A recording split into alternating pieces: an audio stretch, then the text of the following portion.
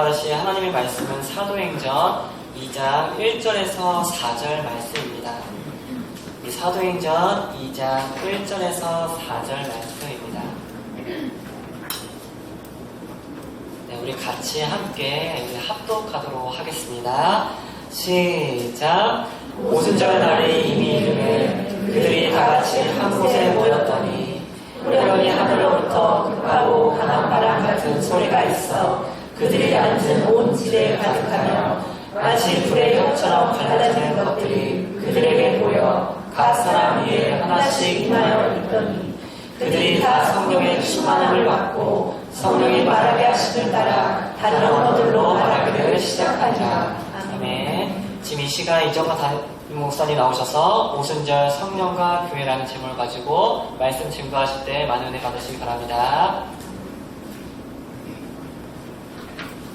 네, 만나서 반갑습니다.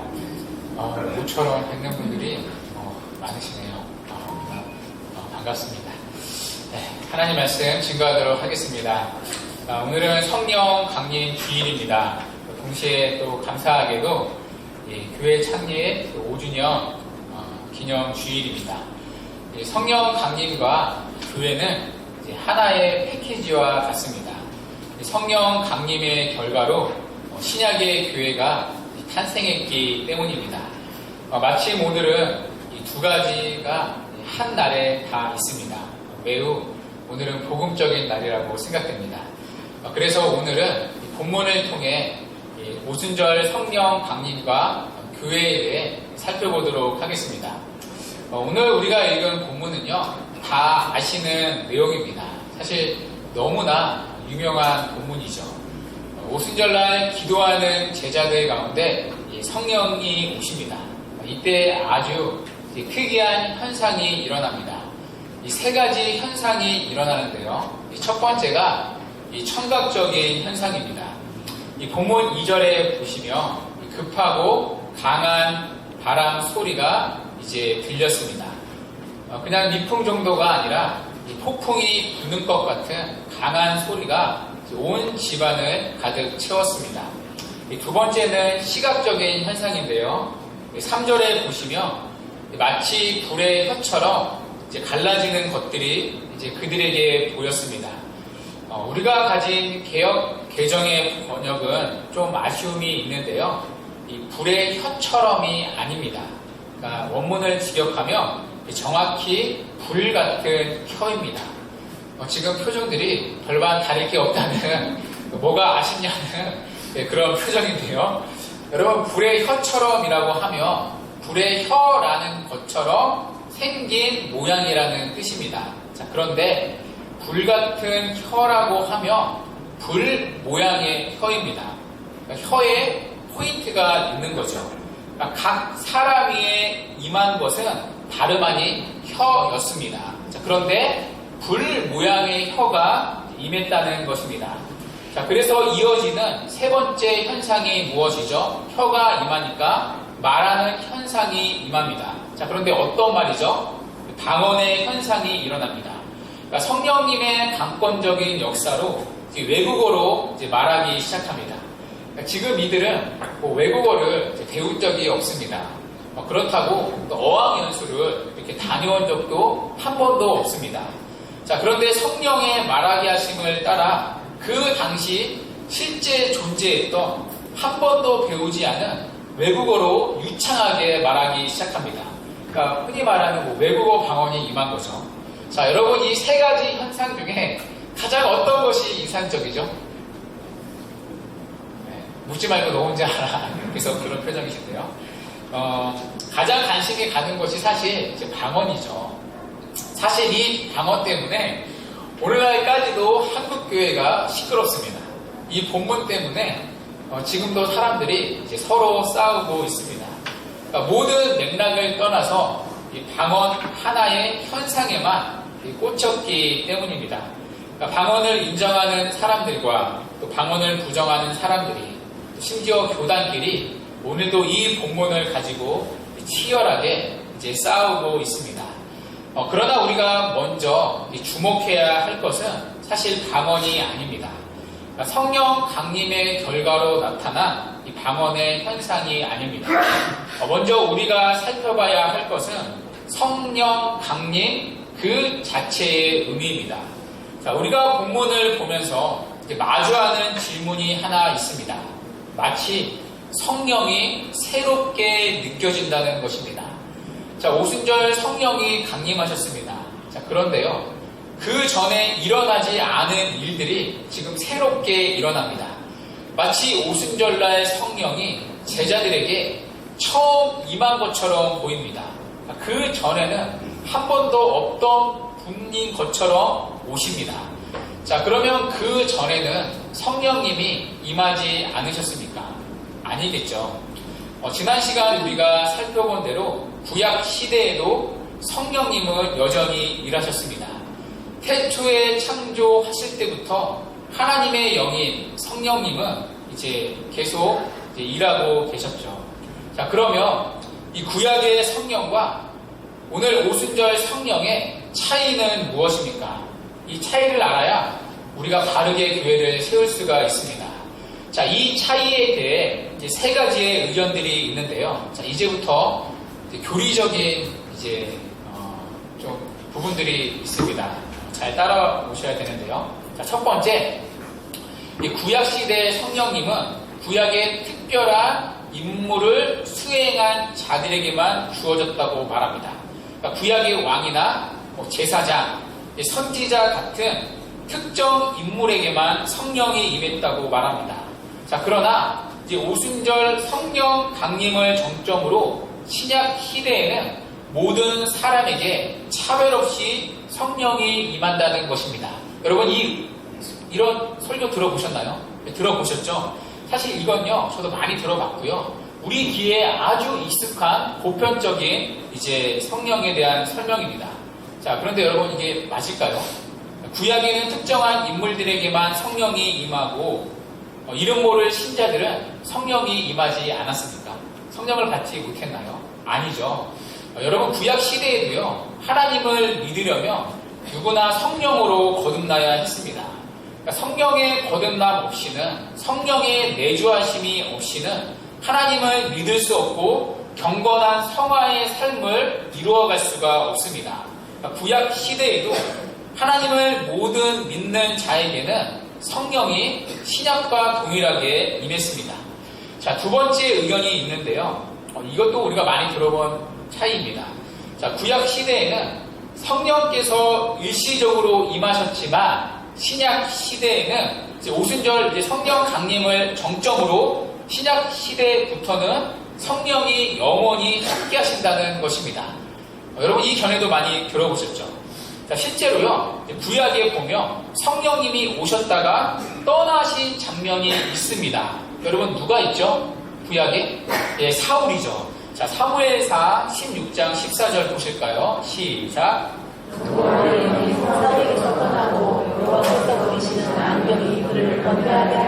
아멘. 자, 여호와의 영, 성령에 대한 구약의 표현이죠. 성령이 사울에게 임했다가 떠난 장면입니다. 그러니까 구약 시대 때는 이렇게 성령이 임했다가 떠나기도 했다는 것입니다. 그러나 오순절을 정점으로 성령님은 이제 영원히 성도에게 내주하신다는 것입니다. 한번 오시면 떠나지 않으신다는 거죠. 여러분, 이건 어느 정도 이렇게 일리 있는 주장처럼 보입니다. 그런데요, 온전한 주장은 아닙니다. 구약시대의 성령의 임재는 두 가지 방식으로 주어졌습니다. 자, 구원적 임재와 사역적 임재입니다. 구원적 임재는 말 그대로 구원 사람들에게 임하는 성령의 임재입니다. 이때 구원받은 자에게 오신 성령은 그때나 지금이나 영원히 떠나지 않으십니다. 자, 그런데 이 구원적 임재와는 다른 사역적 임재가 있습니다. 말 그대로 사역을 위해서 성령이 그 사람에게 임하는 것입니다. 어떤 특별한 일을 할 수 있도록 성령님이 계셨다가 그 일을 끝내시면 성령님이 떠나시는 것입니다. 그래서 이 사역적 임재는 구원받지 않는 사람에게도 임합니다. 그러니까 말 그대로 사역을 위해 임하는 것이기 때문입니다. 자, 대표적인 예가 누구일까요? 우리가 살펴봤던 이제 사울 왕입니다. 그러니까 사울은 궁극적으로 하나님의 백성이 아닙니다. 이 사울한테는 구원적 임재로서 성령의 내주하심이 없었습니다. 자, 그런데 사울에게도 성령이 임하셔서 예언도 하는 장면이 있고요. 또 전쟁에서 승리케 하는 은사와 능력을 주셨습니다. 자, 그런데 그 일을 마쳤을 때 성령님이 사울을 떠나신 것입니다. 그러니까 이스라엘의 한때를 위해 잠깐 사울을 사역적으로 이제 사용하신 것 뿐입니다. 자, 그런데요, 이 사역적 임재는 오늘날 신약에도 있습니다. 누구죠? 예수님의 제자들 가운데? 예, 유다. 그렇죠. 바로 유다는 구원받은 사람이 아닙니다. 그러니까 구원적 임재로서 성령의 내주하심이 없었습니다. 자, 그러나 뭐가 있었죠? 그에게는 사역적 임재가 있었습니다. 성령이 임하셔서 실제로 귀신도 쫓아내고 능력도 행하고 병도 고치고 주님의 일을 하는 것처럼 보였습니다. 그러나 결국 때가 되자 그는 배도의 길을 걷습니다. 사역적 임재였던 거죠. 오늘날 교회 안에서도 얼마든지 이럴 수 있습니다. 어떤 사람이 하는 일이 성령님의 역사인 것처럼 보입니다. 그러니까 실제로 그런 교회들이 있죠. 그러나 구원적 임재는 없는 경우일 수 있습니다.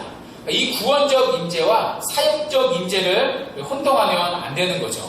그러니까 구원받은 성도에게 임하는 구원적 임재로서의 성령은 구약이나 신약이나 동일하게 영원히 떠나지 않으십니다. 자, 마지막 주장이 있는데요. 이 주장도 우리가 많이 들어본 주장입니다. 자, 구약 성경 때는 성령님이 내주하셔서 충만한 것이 아니라 마치 우리 위에 옷 입듯 입었다는 것입니다. 여러분 혹시 이런 표현 들어봤나요? 구약의 성령은 우리 위에 계시고 신약의 성령은 우리 안에 계신다. 위에 계셨던 성령이 우리 안에 계신다. 이런 표현 들어보셨죠? 저도 청년 때 들어봤는데요. 이제 이 주장은 이제 나름대로 성경적인 근거가 있습니다. 그런데 개역 한글 성경에 근거한 주장입니다. 자, 개역 한글 성경으로 제가 한번 구절들을 좀 읽어볼게요. 누가복음 1장 15절인데요. 자, 이는 저가 주 앞에 큰 자가 되며, 여기서 이제 저는 이제 세례 요한을 가리킨 예언이죠. 큰 자가 되며 포도주나 소주를 마시지 아니하며 모태로부터 성령의 충만함을 입어. 그러니까 성령의 충만함을 입어에 이제 꽂힌 겁니다. 자, 누가복음 1장 41절. 엘리사벳이 마리아의 무난함을 들으매 아이가 복중에서 뛰노는지라 엘리사벳이 성령의 충만함을 또 입어. 그러니까 성령의 충만함을 입어. 그러니까 입어라는 단어에 꽂힌 겁니다. 그러니까 구약 사람들은 이제 성령이 내주하신 것이 아니라 위에서 옷 입듯 이제 입었다는 거죠. 그러니까 내주가 아니라 우리 밖에 외주했다는 것입니다. 그러나 오순절을 정점으로 신약 시대의 성령은 우리 안에 거하셔서 이제 영원히 충만히 내주하신다는 것입니다. 그런데요, 이것도요, 우리가 개역 한글의 다른 성경 한 구절만 맨정신으로 보면 이장도 정리할 수가 있습니다. 자, 동일하게 개역 한글 누가복음 4장 1절인데요. 자, 예수님을 가리켜 이렇게 말씀합니다. 예수께서 성령의 충만함을 입어 요단강에서 돌아오사 광야에서 40일 동안 성령에게 이끌리시며. 여러분, 예수님도 그러면 성령의 충만함을 받지 못하셨습니까? 아니죠. 여기서 2번은요, 이제 잘못된 번역입니다. 그러니까 2번은 헬라어로 보시면 내주했다라는 표현과 비슷합니다. 그래서 여러분, 우리가 지금 가지고 있는 개역 개정에 보면 그 똑같은 구절을 충만함을 입어가 아니라 받아라고 번역이 되었습니다. 성령의 충만함을 받아 내주했다는 거죠. 이제 이렇게 세 번째 입장도 잘못된 주장입니다. 자, 그렇다면 자, 오순절 성령 강림 자체의 의미는 무엇입니까? 오순절날 이 성령의 강림은 구약의 성령과 어떤 차이가 있습니까? 자, 우리가 이 사건을 이해하려면 본문의 맥락 안에서 이해를 해야 합니다. 이게 성경 해석의 중요한 원리죠. 교리반 들은 분들은 아실 텐데요. 자, 오늘 하나님은 이제 베드로를 일으켜서 오순절 성령 강림을 친히 해석해주고 계십니다. 싸울 걸 알시고 미리 이제 답을 주신 거죠.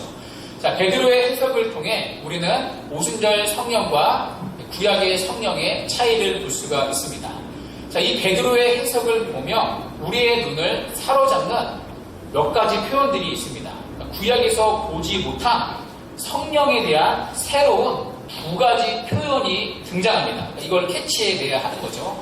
자, 먼저 16절과 17절에 나오는 베드로의 첫 번째 해석입니다. 16절, 17절 시작. 이는 곧 선지자 요엘을 통하여 말씀하신 것이니 이르렀으되 하나님이 말씀하시기를 말세에 내가 내 영을 모든 인체에 부어주리니 너희의 자녀들은 예언할 것이요 너희의 젊은이들은 환상을 보고 너희의 늙은이들은 꿈을 꾸리라. 아멘. 자, 여기 보면 성령에 대한 새로운 표현이 있습니다. 그럼 무엇일까요? 그러니까 성령에 대해 설명하는 표현 중에 새로운 표현. 예, 맞아요. 모든 육체입니다. 그러니까 여러분, 구약의 성령은 누구에게만 임했죠? 자, 구약에도 성령은 하나님을 믿는 백성에게 동일하게 임했습니다. 자, 그런데요, 구약에는 누구만 하나님의 백성이었죠? 그렇죠, 유대인만.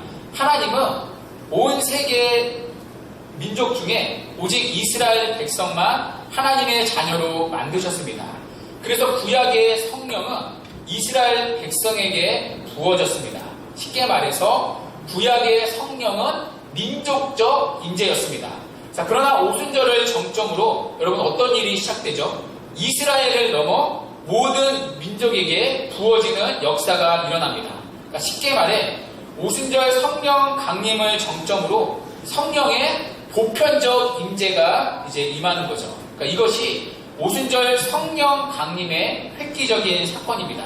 그러니까 오순절 전까지 구약의 2000년 동안 이스라엘 백성들에게만 임했던 성령의 임재가 오순절을 정점으로 이제는 모든 민족에게 성령을 부으셔서 하나님의 백성을 만드는 구속사의 진전이 일어나는 것입니다. 그러니까 이 구속사의 확장이 오순절 성령 강림을 정점으로 이루어지는 것이죠. 실제로 여러분 오순절 성령을 기점으로 어떤 일이 벌어지죠? 유대인뿐만이 아니라 이방인들이 실제로 복음을 믿게 되는 일들이 벌어집니다. 자, 그래서 오순절 성령 강림을 정점으로 신약의 교회가 이렇게 탄생한 것 아닙니까? 자, 그리고 이것은 하나님이 이미 아브라함을 부르실 때 예언한 일입니다. 사실 이 부분은 좀 아시는 분들이 있을 텐데요. 우리 이제 확인하는 차원에서 모르는 분들이 계시니까 한번 짚고 넘어가겠습니다. 자, 창세기 12장 2절 우리 함께 읽어볼까요? 시작. 내가 너는 민족을 이루고 내게 복을 주어 내 이름을 창대하게 하리니 너는 복이 되리라. 아멘. 자, 하나님이 아브라함을 부르실 때 어떤 약속을 주시죠? 너로 큰 민족을 이루어 주겠다고 약속을 하십니다. 자, 여기서 큰 민족은 이제 이스라엘 백성, 구약의 이스라엘 백성을 말하는 거죠. 자, 그런데 이 하나님의 구원의 계획에는 이스라엘 백성들만 있었던 것이 아닙니다. 자, 3절 한번 볼까요? 그 밑에. 시작. 너를 축복하는 자에게는 내가 복을 내리고 너를 저주하는 자에게는 내가 저주하리니 땅의 모든 족속이 너로 말미암아 복을 얻을 것이라 하시니라. 아멘. 자, 여기서 복은 당연히 이제 물질적 복이 아니라 영적인 복, 구원의 복을 말하겠죠. 자, 너로 말미암아 누가 복을 받죠? 땅의 모든 족속. 그러니까 구약의 복이 이스라엘을 넘어 어디까지 바라보시죠? 땅의 모든 족속까지 확장되는 겁니다. 그러니까 하나님의 구원의 계획 속에 이미 아브라함을 부르실 때 모든 민족의 택한 자가 있었습니다. 자, 그런데 먼저는 이스라엘, 그 후에 땅끝까지 구원의 복이 흘러가는 계획을 세우신 것입니다. 자, 이 약속의 결정판이 바로 구약 선지자 요엘의 예언입니다. 다 아시는 분도 계시겠지만 한번 읽어볼게요. 요엘서 2장 28절 시작. 그 후에 내가 내 영을 만민에게 부어주리니 너희의 자녀들이 장래일을 말할 것이며 너희 늙은이는 꿈을 꾸며 너희의 젊은이는 이상을 볼 것이며. 자, 내 영, 성령이죠. 자, 성령을 누구에게 부어준다고 예언하죠? 만민에게. 그러니까 아브라함에게 약속했던 땅의 모든 족속. 그러니까 구약의 이스라엘 백성들에게만 임했던 성령을 이제는 앞으로는 땅의 모든 족속까지 부어주는 날이 온다는 것입니다. 자, 그래서 유대인뿐만이 아니라 이제는 모든 족속에게 성령을 보내시고 그들의 죄와 사망으로부터 구원해 내시는 구속사의 일이 이제 있다는 것입니다. 자, 그런데 이 요엘의 말씀을 지금 오순절 성령 강림을 해석하는 베드로가 정확하게 인용하고 있습니다. 자, 여러분 무슨 얘기이죠? 오순절의 성령 강림은 요엘 예언의 성취라는 것입니다. 그러니까 아브라함을 통해 약속하시고 요엘을 통해 예언했던 그 약속의 성취가 바로 오순절 성령 강림의 의미입니다. 그러니까 이런 맥락에서 오순절 성령 강림은요, 단순히 한 개인이 성령을 받으며 모두가 방언을 한다는 그런 개인의 신앙과 관련된 본문이 아닙니다. 이 오순절 성령 강림은 창세기부터 요한계시록까지 흐르는 구속사의 의미를 가지고 있습니다. 그러니까 아브라함에게 약속했던 그 구원의 약속이 성취되었다는 것을 눈으로 보여주는 현장이 오순절 성령 강림의 의미입니다. 자, 그러므로 오순절 성령 강림은요, 단회적인 사건입니다. 그러니까 다시 일어나지 않는 역사상의 한 번뿐인 사건입니다. 여러분, 구약에 예언된 예수님의 십자가 사건이 단회적인 사건입니까? 반복적인 사건입니까? 단회적인 사건이죠. 구약에 예언된 예수님의 부활이 단회적입니까? 반복적입니까? 단회적인 사건인 거죠. 마찬가지로 구약의 예언이 성취된 오순절 성령 강림도 단회적 사건입니다. 그러니까 오순절 성령 강림은 우리가 또 다시, 교회가 또 다시 경험해야 할, 기도해야 할 하나의 사건이 아닙니다. 모두가 성령을 받으면 방언을 해야 하고 오순절 사건이 또다시 교회에 일어나고, 여러분 이런 거는 없습니다. 구약에도 동일하게 성령이 임하셨습니다. 그러나 구약의 성령이 이제 민족적 임재였다면 오순절을 정점으로 모든 민족에게 성령을 부어주시는 이 구속사적 임재, 보편적 임재가 이날 성취된 것입니다. 여러분, 이 안에 지금 우리가 있는 것 아닙니까? 이것이 오순절 성령 강림이 구약의 성령과 다른 중요한 차이입니다. 자, 또 하나, 오늘 본문에 보시면 구약에서 보지 못한 성령에 대한 표현이 또 하나 등장합니다. 자, 사도행전 2장 34절에 나오는 베드로의 해석인데요. 자, 2장 33절 읽어보겠습니다. 시작. 하나님이 오른손으로 예수를 높이심에 그가 약속하신 성령을 아버지께 받아서 너희가 보고 듣는 이것을 부어주셨느니라. 아멘. 자, 여기에 보시면 구약에는 절대로 등장하지 않는 성령에 대한 표현이 있습니다. 오직 신약의 오순절 사건에만 오순절을 정점으로 등장하는 표현이 있습니다. 자, 무엇일까요? 좀 어려운데요. 그가 약속하신 성령을 아버지께 받아서 너희가 보고 듣는 이것을 부어주셨느니라. 자, 여기서 그는 누굴까요? 저는 아니겠죠. 예, 부활하신 예수님을 말합니다. 부활하신 예수님께서 성령을 아버지께, 그러니까 성부 하나님께 받아서 너희가 보고 듣는 이것, 그러니까 오순절날 강림한 성령을 부어주셨다고 말합니다. 한마디로 그리스도께서 성령님을 보내신다는 표현입니다. 여러분, 구약 성경에서요, 성령님을 표현할 때 이런 표현 본 적 있으신가요? 여러분, 구약 시대에는요, 이런 성령에 대한 표현이 하나도 없습니다. 그러니까 성자 하나님께서 성령 하나님을 보내신다는 표현이 단 한 번도 나오지 않습니다. 그런데 지금 오순절 성령 강림 사건에서 이 표현이 쓰입니다. 그러니까 지금 성경은 오순절 성령 강림 사건을 단순히 성령님께서 그냥 부어주시는 임재하신 사건으로 얘기하지 않는다는 거죠. 예수 그리스도께서 성령님을 보내신 사건이라고 말하는 것입니다. 예수님 역시 이 말씀을, 이러한 말씀을 하신 적이 있습니다. 자, 요한복음 14장 26절인데요. 우리 한번 읽어볼까요? 시작. 보혜사 곧 아버지께서 내 이름으로 보내실 성령 그가 너희에게 모든 것을 가르치고 내가 너희에게 말한 모든 것을 생각나게 하리라. 아멘. 자, 지금 성령을 누구의 이름으로 보내신다고 말씀하시죠? 예수의 이름으로. 자, 예수 그리스도와 성령의 강림, 성령의 임재를 연결시키고 있습니다. 여러분, 이러한 표현은 구약 성경에 단 한 번도 등장하지 않습니다. 오순절 날의 정점으로, 기점으로 신약 성경부터 등장합니다. 물론 오순절 때 임하신 성령도요, 구약의 성도들이 받은 성령님과 동일합니다. 다만 구약의 성령을 받은 성도들은 예수 그리스도께서 보내신 성령이란 표현이 등장하지 않습니다. 그러나 오순절을 정점으로 우리가 받은 성령은 그리스도께서 보내신 성령이라는 것입니다. 자, 그래서 이 구약 성경에 절대 등장하지 않는 신약 성경에만 등장하는 성령임을 가리키는 호칭들이 있습니다. 여러분, 구약 시대에는요, 성령을 표현하는 다양한 호칭들이 있습니다. 여러분, 구약 성경에 보면 어떠한 표현들이 있죠? 여호와의 영, 아까 사울에게 임한 여호와의 영, 또 창세기 1장에 하나님의 영, 또 주 여호와의 영, 이렇게 다양하게 성령을 표현합니다. 자, 그런데요, 신약 성경부터는 성령에 대한 다른 표현들이 쏟아집니다.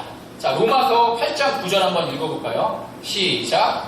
하나님이 영이 거하시면 너희가 육신에 있지 아니하고 영에 있나니 누구든지 그리스도의 영이 없으면 그리스도의 사람이 아니라. 아멘. 자, 성령님을 어떻게 표현하죠? 그리스도의 영. 자, 베드로전서 1장 11절. 이 구절이 굉장히 많은데 핵심 구절만 제가 좀 뽑았습니다. 1장 11절 시작. 자기 속에 계신 그리스도의 영이 그 받으실 고난과 그의 받으실 영광을 미리 증언하여 누구를 또는 어떠한 때를 취하는지 참고합니다. 자, 여기도 성령을 어떻게 표현하죠? 그리스도의 영. 자, 사도행전 16장 10절 보실까요? 자, 시작. 무시아 앞에 이르러 믿으려 가보자 했을 때 예수의 영이 허락해. 자, 성령을 어떻게 표현하죠? 예수의 영. 자, 갈라디아서 4장 6절 시작. 너희가 이름으로 하나님이 그 아들의 영을 우리 마음 가운데 보내사 아빠 아버지라 부르게 하시는. 자, 성령님을 어떻게 표현하죠? 아들의 영. 아들은 누구죠? 성자 하나님. 그렇죠. 예수 그리스도의 영이라고 표현합니다. 자, 사도행전 5장 9절. 자, 마지막으로 한번 읽어볼게요. 시작. 베드로가 이르되 너희가 어찌하게 피하여 주의 영을 시험하려. 자, 여기까지. 자, 여기서 말하는 주의 영은 누구죠? 성령을 말합니다. 주는요, 문맥상 예수 그리스도를 가리킵니다. 그러니까 주의 영은 또 그리스도의 영을 이제 말하는 거죠. 자, 성령님의 이름을 지금 신약은 전부 다 뭘로 표현하죠? 그리스도의 영, 아들의 영, 주의 영. 전부 하나같이 신약의 성령은 그리스도의 영으로 표현합니다. 왜 그렇죠? 신약의 성령은 부활하신 그리스도께서 보내신 영이기 때문입니다. 이것이 오순절 전과 오순절 후에 성령의 가장 큰 차이입니다. 자, 오순절 전에 구약 때도요, 성령님이 임하셨죠. 자, 그런데 오순절 전 성령은 천지를 창조하시고 믿음을 주시고 또 사역을 감당할 수 있는 은사와 능력들을 주셨습니다. 자, 그런데 신약의 성령은 물론 이러한 일들을 계속 하시지만 주된 사역이 무엇입니까? 예수 그리스도를 드러내시고 예수 그리스도를 깨닫게 하시고 예수 그리스도를 만나게 하시고 경험하는 영이라는 것입니다. 신약의 성령은 부활하신 그리스도께서 보내신 영이기 때문입니다. 자, 그래서 박영동 교수님은 우리나라의 이제 성령에 대한 거의 1인 권위자인데요. 일그러진 성령의 얼굴이라는 책에서 이런 말씀을 하십니다. 오순절 전과 오순절 후에 성령 사역의 근본적인 차이는 오순절에 임하신 성령이 부활하신 그리스도의 영이시라는 사실이다. 그러니까 이 말은 예수님과 성령이 같은 존재라는 말은 아니겠죠. 이제 삼위일체에 있어서 이제 구별된 분이시니까요. 그러니까 성령은 부활하신 예수님께서 보내신 이제 영이라는 것입니다. 그러니까 오순절 전까지 그 누구도 이런 성령을 받은 적이 없습니다. 그러니까 물론 제자들도요, 성령의 은혜로 거듭나고 예수님을 믿게 되었습니다. 그러나 오순절 전까지 그들은 부활하시고 영광을 받으신 예수님이 보내시는 성령을 받지를 못했습니다. 예수님이 아직 영광을 받지 못했기 때문입니다. 그러니까 죽으시고 부활하시고 승천하시는 이 구속 사역의 영광을 이루지 못했기 때문입니다. 자, 그러나 부활하시고 승천하심으로 영광을 받으신 예수님은 이제 오순절날 성령을 보내신 것입니다. 그러니까 이것이 구약의 성령과 오순절날 제자들이 받은 성령과의 중요한 차이점입니다. 그러니까 오순절날 제자들은 이 부활하시고 승천하신 그리스도께서 보내신 그 성령을 선물로 받은 것입니다. 그래서 오순절 성령 강림은요, 구약 시대와 같은 단순히 성령님께서 임재하신 것 이상의 의미를 가지고 있습니다. 지금 이 제자들은요, 예수님과 3년을 함께 동고동락을 했던 자들입니다. 그런데 이제 제자들은 더 이상 예수님을 볼 수가 없습니다. 그분은 우리의 죄를 위해 십자가에서 죽으시고 부활하시고 승천하셨기 때문입니다. 이제는 더 이상 그 사랑스러운 예수님을 볼 수 없게 되었습니다. 그분을 눈으로 볼 수 없고 만질 수 없고 그분과 가까이 사랑을 나누며 교제할 수 없습니다. 그러나 승천하신 예수님은 이 땅에서 예수 그리스도를 만나는 것만큼이나 영적으로 똑같이 예수 그리스도를 만나게 하실 수 있도록 예수 그리스도를 드러내시는 영인 성령님을 보내신 것입니다. 그래서 예수님은 제자들과 이별하기 전에 계속 이렇게 말씀을 하셨습니다. 내가 너희를 고와 같이 버려두지 아니하고 다시 곧 오리라. 여기서 곧은 2000년 이후가 아닙니다. 곧 진짜 금방 온다는 뜻입니다. 그리고 정말 곧 임하셨습니다.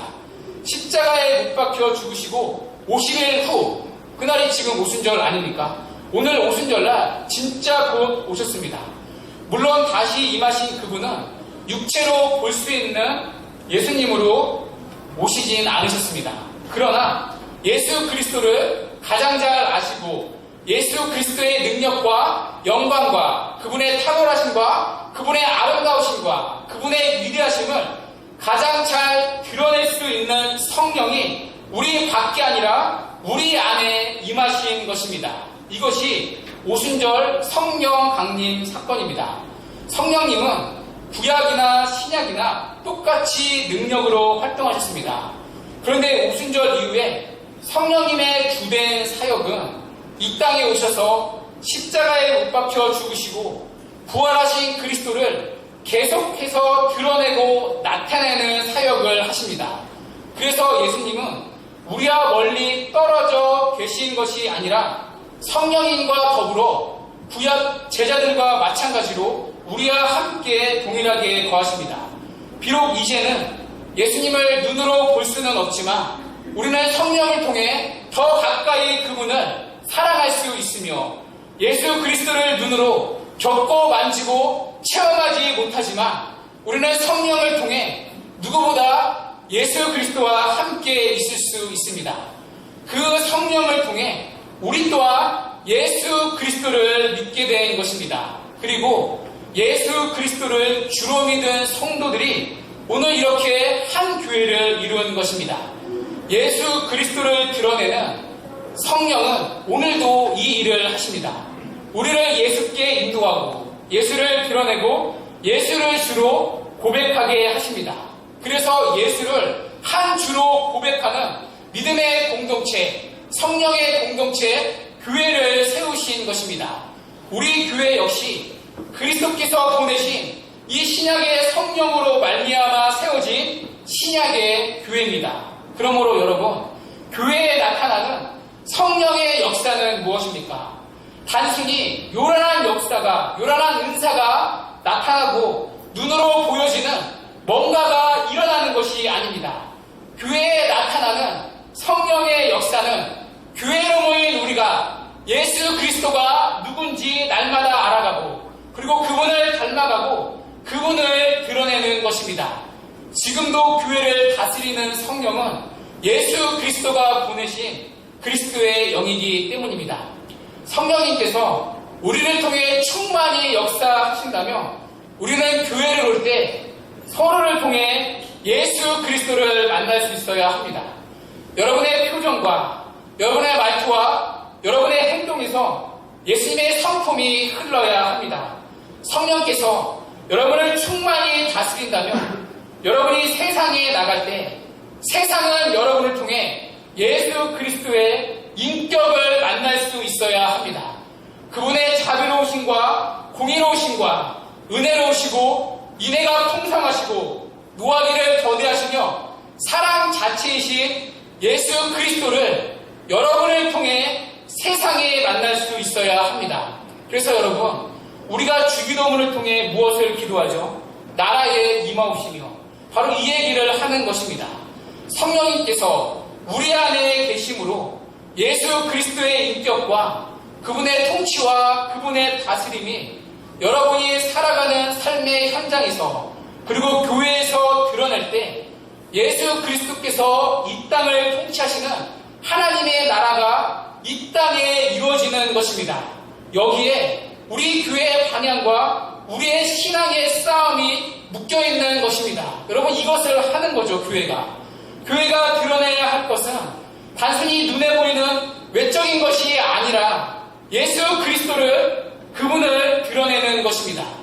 그분을 알아가는 기쁨에 날마다 영적인 눈이 열리고 그분을 닮아가는 자들로 우리의 성품이 날마다 자라나고, 그래서 우리의 자라남을 통해 우리 한 사람 한 사람이 그러한 모습을 바라보며 교회 안에 충만히 거하시는 예수 그리스도를 만나는 것입니다. 그러한 모습이 있을 때 바로 하나님께서 오순절 성령 강림을 통해 세우시는 교회의 모습을, 교회의 영광을 누리는 것입니다. 여기에 우리 모두가 붙잡혀 있는 거죠. 여러분, 이것 하나 하나가 천국 가는 겁니다. 어쩌면. 왜냐하면 이것 하나가 우리의 힘으로 도저히 감당할 수 없는 신앙의 너무나 중요한 싸움이기 때문입니다. 그래서 우리는 날마다 성령의 은혜를 구하는 것이죠. 우리는 성령을 통해, 그 그리스도를 드러내시는 성령을 통해 예수 그리스도를 알아갈 수 있으며, 그리스도를 나타내시는 성령을 통해 우리의 인격이 그리스도의 성품을 닮아갈 수 있으며, 그리스도를 드러내시는 성령을 통해 우리 또한 그분을 온전히 드러낼 수 있기 때문입니다. 주 안에서 사랑하는 여러분, 이 은혜가, 정말 이 성령의 은혜가 우리의 신앙의 삶의 자리에서 그리고 우리 교회 가운데 온전히 있기를 바랍니다. 그래서 오순절 이 성령 강림을 통해 하나님이 그 성령을 보내셔서 세우기를 원하셨던 그 교회의 모습으로 지어져가는 이 은혜가 우리 교회 가운데 있기를 주님의 이름으로 간절히 축원합니다. 이 시간 우리 다 같이 일어나셔서, 우리 성령이 오셨네, 다 같이 찬양하고